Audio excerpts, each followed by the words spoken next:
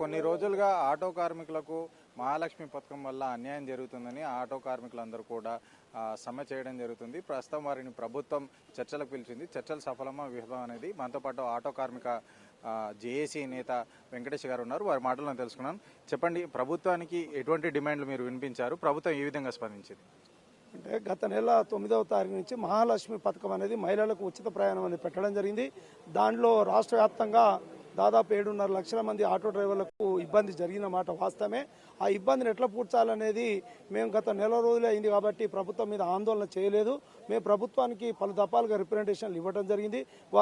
ఈరోజు వారు అధికారికంగా పిలిచి ఆటో సంఘాలతోని చర్చించడం జరిగింది. వారు త్వరలో ఏదైతే నష్టం జరుగుతుందో ఆ నష్టాన్ని పూడ్చడానికి ఆటో డ్రైవర్లకు సంక్షేమ బోర్డు ఏదైతే లబ్ధి పొందుతుందో ఆ సంక్షేమ బోర్డుని ఏర్పాటు చేస్తామని చెప్పడం జరిగింది. అదేవిధంగా 12,000 సంవత్సరానికి 12,000 ఇస్తామని చెప్పడం, అది డ్రైవర్లకి ఇవ్వాలన్నా ఓనర్లకు ఇవ్వాలన్నా అనేది పెద్ద సమస్య ఉంది. ఆంధ్రప్రదేశ్ గవర్నమెంట్ ఏ రకంగా అయితే ఇచ్చిందో దాన్ని కూడా స్టడీ చేస్తామని చెప్పడం జరిగింది. అదేవిధంగా ఓలా ఊబర్ వల్ల 30-40% కమిషన్ వల్ల నష్టపోతున్నారు ఆటో డ్రైవర్లు. కాబట్టి మీరు ఈ స్కీమ్ను కనుక తగ్గించినట్టయితే కేరళ ప్రభుత్వం ఫ్రీ యాప్ అనేది అక్కడ ఏర్పాటు చేసింది. దానివల్ల 30-40 కమిషన్ వలన నెలకు 7,000 నుంచి 9,000 రూపాయల వరకు లబ్ధి పొందుతారు. కాబట్టి దాన్ని ఏమంటే అమలు చేసేటట్టు చూడాలని కోరడం జరిగింది. దాంతోపాటు ఆటో మీటర్ ఛార్జీలు పెంచాలని అడిగాము. వారు పార్లమెంట్ ఎన్నికల తర్వాత ఆలోచన చేస్తామని చెప్పడం జరిగింది. ఇక్కడ హైదరాబాద్లో ఆటో పర్మిట్ల కొరత ఉంది. ఆ పర్మిట్ల కొరతను కూడా నివారించాలని చెప్పడం జరిగింది. వారు తగు సమస్యల మీద మేము నెల రోజుల్లోనే ఒక కమిటీ వేసి దాని మీద ముఖ్యమంత్రి దృష్టికి తీసుకెళ్లి వారి పరిశీలనలో ఉంచి తర్వాత మేము నిర్ణయం తీసుకుంటామని చెప్పడం జరిగింది. సానుకూలంగానైతే స్పందించారు. మేము ప్రభుత్వం అయితే డ్రైవర్ల పక్షాన్నే ఉన్నది. డ్రైవర్లకు ఏ విధంగా నష్టం జరగకుండా మేము చూసుకుంటాము, ఆటో డ్రైవర్లు మా కార్మికులు అని చెప్పి వారు అడగటం జరిగింది. ఇప్పటికైనా వారు ఇచ్చిన మాట ప్రకారం నెల కానీ 2 నెలలు కానీ వారు మా ఏదైతే హామీ ఇచ్చారో ఆ హామీ మేరకు వారు అమలు చేయాలని మేము కోరుకుంటున్నాం. అమలు చేయని ఎడల మేము రాష్ట్రంలో ఉన్న ఆటో సంఘాలు డ్రైవర్ల పక్షాన పోరాటం చేయడానికి మేము రెడీగా ఉన్నామని చెప్పి తెలియజేస్తున్నాం. ప్రస్తుతానికైతే ప్రభుత్వం సానుకూలంగా స్పందించింది.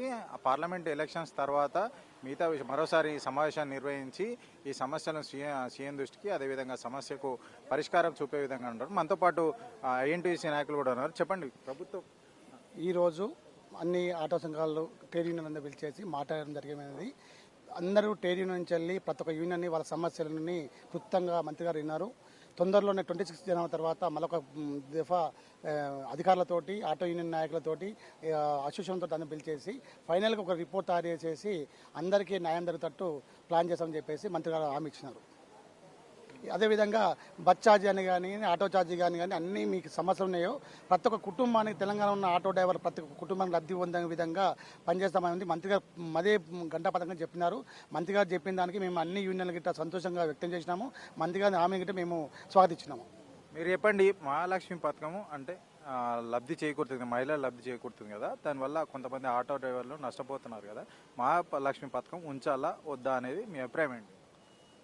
మహాలక్ష్మి పథకం ద్వారా ఈరోజు ఆటో డ్రైవర్లు దుర్భరమైనటువంటి పరిస్థితులు పడ్డారు. వారి జీవనాధారం కోల్పోయినారు. అదే ఆటోనే వృత్తిగా ఆధారంగా చేసుకొని ఈ రోజుల్లో మరి 10th క్లాస్ పాస్ అయ్యి, ఇంటర్మీడియట్ పాస్ అయ్యి, డిగ్రీ పాస్ అయ్యి గవర్నమెంట్ ఏదైనటువంటి ఉద్యోగ అవకాశాలు ఇవ్వకపోయినప్పటికీ చదువుకున్న నిరుద్యోగ యువత ఈరోజు ఏదో బతుకు దేవుడు అనేటువంటి పరిస్థితుల్లో తమ భార్య పిల్లలను పోషించుకునే సమయంలో మరి కాంగ్రెస్ గవర్నమెంట్ తీసుకున్న నిర్ణయం అది ముందు దూరదృష్టితో ఆలోచించి మరి 15 లక్షల మహాలక్ష్మి పథకాన్ని స్వాగతిస్తున్నారా లేదు అన్నట్టు మేము మహాలక్ష్మి పథకాన్ని స్వాగతిస్తున్నాం.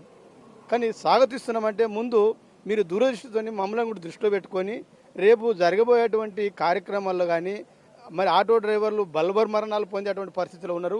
ఇప్పుడే రెక్కాడితే డొక్కాడేటువంటి పరిస్థితిలో ఉన్నారు. మరి రాబోయే రోజుల్లో ఆటో డ్రైవర్ల పరిస్థితి జీవనాధారం మొత్తం కోల్పోయి మరి ఏమవుతుందో ఎక్కడ పోద్దో. ఎందుకంటే మీకు మంచి పేరు ఉన్నది.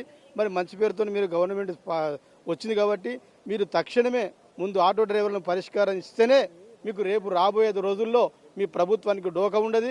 మమ్మల్ని కనుక మీరు ఇట్నే కాలయాపన చేసి మరి కమిటీల పేరుతో చేస్తే రాబోయే రోజుల్లో ఆటో డ్రైవర్లు చాలా అన్ని రకాలుగా ఉపాధి అవకాశాలు కోల్పోతారు. మరి ఆ విధంగా మీ యొక్క గవర్నమెంట్కి కూడా చెడ్డ పేరు వస్తుందని తెలియజేస్తున్నాం. ఇప్పుడు సమావేశం జరిగింది కదా, ప్రభుత్వ స్పందన పైన మీ అభిప్రాయం ఏంటి? ప్రభుత్వం స్పందించి కానీ దాని ఆచరణలో ఇప్పటివరకు పెడతలేరు. ఎందుకంటే ఇప్పుడు గవర్నమెంట్ వచ్చి ప్రభుత్వం ఏర్పడి కేవలం నెల రోజులే అవుతుంది, సమయం ఇవ్వాలని చెప్పేసి ప్రభుత్వం అడుగుతుంది కదా, ఏమంటారు మీరు? మేము ఒకటే మాట ఎత్తున్నాం. మీరు అప్పుడు ఏం మాట్లాడినరో ఆ దృష్టిలో పెట్టుకొని మీ పేదల పార్టీ పేద ప్రజల పక్షాన కాంగ్రెస్ గవర్నమెంట్ ఉంటుందని చెప్పినారు. దానికి సంతోషము. మరి ఈ రోజు బలహీన బడుగు వర్గాల వారే ఈ ఆటో డ్రైవర్ వృత్తిలో ఉన్నారు. ఇందులో ధనిక వర్గాలు లేవు. కాబట్టి రేపు నష్టపోయేది ఆర్థికంగా మరి బలహీన వర్గాలు, తాడిత ప్రజలది నష్టపోతారు. కాబట్టి తక్షణమే మీరు ఏ పేరుతోనైతే మరి బలహీన వర్గాల వారికి మేము సపోర్ట్ చేస్తాము, వారి పక్షాన మేము కొట్లాడుతున్నారు. కాబట్టి తక్షణమే మీరు ఈ కాలయాపన చేయొద్దు. 40 రోజులు అయిపోయింది, 10 రోజులైనా మీరు దీన్ని అమలు చేయాలి. ఎందుకంటే ఇప్పుడు రెక్కాడితే డొక్కాడనే పరిస్థితులు ఉన్నాయి. ఇప్పుడు ఆటో నడవడనే పరిస్థితులు ఉంది. ఏదో హైదరాబాద్లో అయితే పర్వాలేదు, కానీ మరి తెలంగాణ జిల్లాలో పరిశీలిస్తే ఒకసారి మీరు కమిటీ వేసి అక్కడ తిరగండి, వాళ్ళ పరిస్థితి చాలా ఘోరంగా ఉంది. మీరు ఇంకా కమిటీల పేరుతో కాలయాపన చేస్తే ఇది వేరే దిక్కు ప్రయాణిస్తాయి. కాబట్టి మేము గవర్నమెంట్కి మేము ఒక రకంగా సపోర్ట్ చేసినాం, ఇప్పుడు కూడా సపోర్ట్ చేస్తున్నాం. కాబట్టి ఈ కమిటీల పేరుతో ఈ ఎలక్షన్ల తర్వాత పరిష్కారం చేస్తారంటే అది పద్ధతి కాదు. తక్షణమే మీరు ఇప్పుడు 6 గ్యారెంటీల మహాలక్ష్మి పథకము ఎంత మేఘాల మీద మీరు ఆచరణలో పెట్టినరో అదే పద్ధతిలో కూడా ఆటో డ్రైవర్ల సమస్యలు పరిష్కరిస్తే రాబోయే రోజుల్లో మీ ప్రభుత్వానికి డోకుండదు. మహాలక్ష్మి పథకాన్ని అయితే స్వాగతిస్తున్నాం, కానీ మా ఆటో కార్మికులకు సంబంధించిన సమస్యలు కూడా పరిష్కరించాలి, అది తొందరగా పరిష్కరించాలని చెప్పేసి కార్మికులు అయితే చెప్తున్నారు. ప్రభుత్వం దీనిపై సానుకూలంగా స్పందించిందని కూడా చెప్తున్నారు. కెమెరామెన్ నరసింహతో గోలి హరికృష్ణ, బిగ్ టీవీ. ఏఐ2సి auto union Hyderabad general secretary. ఈరోజు పొన్నం ప్రభాకర్ మంత్రి గారు ఈరోజు ఆటో జేఏసీ నాయకులని తెలంగాణ వ్యాప్తంగా ఆటో జేఏసీగా రండి, మహాలక్ష్మి పథకం ద్వారా ఆటో డ్రైవర్ల నష్టం దాని గురించి వాళ్ళ అభిప్రాయం కోసం జేఏసీని పిలవడం జరిగింది. ఇవాళ అన్ని జేఏసీలు కలిసి ఏకమై ఈరోజు పొన్నం ప్రభాకర్ చర్చల్లో పాల్గొన్నాం. వివిధ యూనియన్లు వివిధ అభిప్రాయాలు తెలియజేశారు, ఒక్కొక్క అభిప్రాయాన్ని ఒక్కొక్క తెలిపారు. అయితే ఈరోజు మంత్రి గారు ఏం చెప్పారంటే మహాలక్ష్మి పథకం కింద ఫ్రీ బస్సులు మన తెలంగాణ మహిళల కోసమే, కాబట్టి అందులో మన మహిళలు కూడా ఉంటారు. కాబట్టి ఇది మనము వ్యతిరేకించే పద్ధతులు లేము, మేము హామీ ఇచ్చాం. కాబట్టి వాళ్ళు మన తెలంగాణ మహిళలే, కాబట్టి అందరు అందులో మన అమ్మ ఉంది, మన అక్క ఉంది, చెల్లి ఉంది. కాబట్టి దీన్ని మేము వెనుకకు తీసుకోలేము. కాకుంటే ఆటో డ్రైవర్లకు ఆటో డ్రైవర్ల మేము స్వాగతిస్తున్నాం, వాళ్ళు మా మహిళలే, తెలంగాణ మహిళలే. కాకుంటే ఏంటంటే దాని వలన మేము నష్టపోతున్న నష్టాన్ని మీరు ఏ వృత్తి ద్వారా మమ్మల్ని పూడుస్తారు అనేది మేము ఇవాళ పొన్నం ప్రభాకర్ గారిని మంత్రి గారిని అడగడం జరిగింది. ఆయన కూడా సానుకూలంగా మీ ఆటో డ్రైవర్లకు మేము వ్యతిరేకం కాదు, మేము ఇచ్చిన హామీలు ఖచ్చితంగా మీ ఆటో డ్రైవర్ల దగ్గర ఆలోచించి మిమ్మల్ని ఆదుకుంటామని హామీ ఇవ్వడం జరిగింది. అదేవిధంగా మేనిఫెస్టోలో పెట్టిన ప్రకారంగా 12,000 రూపాయలు ఇస్తాం.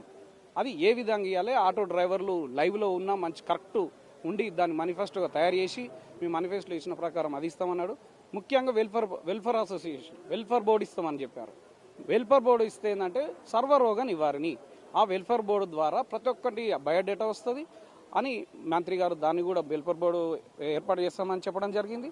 ఇంకో విధంగా ఈ వెల్ఫేర్ బోర్డు తర్వాత మళ్ళా ఆటో డ్రైవర్లకు లైసెన్సులు కానీ ఏవైనా కానీ యాప్, ఇప్పుడు ఓలా యూబర్ వలన యాప్ చాలా నష్టదాయకంగా వివిధ బడా కంపెనీలు నష్టపరుచుతున్నారు. ఆ యాప్లు కూడా అవి లేకుండా ఎలాంటివి మీకు పైసా ఖర్చు లేకుండా ఒక యాప్ కూడా మేము నిర్మిస్తామని చెప్పడం జరిగింది. దీన్ని మేము హర్షిస్తున్నాము.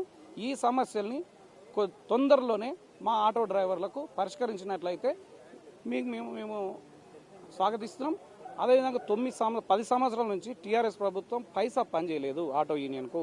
పోయిన కాంగ్రెస్ ప్రభుత్వంలోనే మీటర్లు పెరగడం జరిగింది, పెంచడం జరిగింది. అదే మళ్ళీ 9 సంవత్సరాలు ఎలాంటి భృతి కానీ ఇవ్వలేదు. మరి అదే ఇప్పుడు మళ్ళా కాంగ్రెస్ ప్రభుత్వం వచ్చి ఇప్పుడు 15 రోజులు, నెల రోజులే అవుతుంది. కాబట్టి దీన్ని కూడా మేము పెద్దగా సమయం ఇస్తానికి మేము రెడీగా ఉన్నాం, ఇస్తారని మేము హర్షిస్తున్నాం. ఈ నష్టాన్ని మీరు దృష్టిలో పెట్టుకొని మా ఆటో డ్రైవర్లకు నష్టం లేకుండా చూడాలని ప్రభుత్వాన్ని మేము అప్పీల్ చేస్తా ఉన్నాం.